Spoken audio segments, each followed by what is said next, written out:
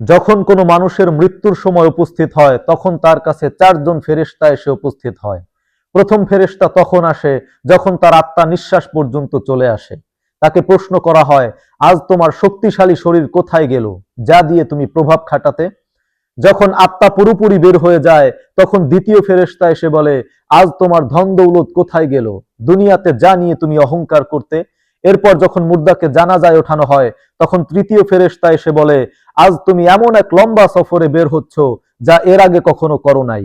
আজ তোমাকে এমন এক ঘরে শোয়ানো হবে যেখানে নিঃশ্বাস ফেলানোর জায়গা পর্যন্ত নেই। যখন তাকে কবরে শোয়ানো হবে তখন চতুর্থ ফেরেশতা এসে বলবে, কাল পর্যন্ত তুমি জমিনে চলাফেরা করেছো আর আজ তুমি জমিনের নিচে শুয়ে আছো। কাল তুমি হাসছিলে আর আজ তুমি কান্না করছো। কাল পর্যন্ত সবাই তোমার সঙ্গী ছিল, কিন্তু আজ তুমি একা। কোথায় তোমার আদরের স্ত্রী সন্তান, যাদের জন্য তুমি মাথার ঘাম পায়ে ফেলে উপার্জন করেছিলে?